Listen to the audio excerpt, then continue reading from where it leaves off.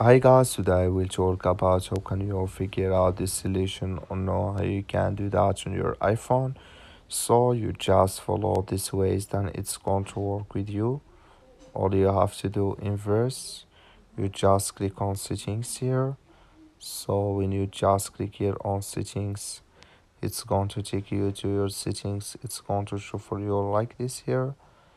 Then you go down, you just keep going down here. So then you click here on Face ID and passcode, you just click on it. Then you come to next step here, it's going to show for you like this. You go down here, come here to authentication our future is, click in this sign or this color. Like you see color, it's gone, that's mean here authentication our future is disabled with us now.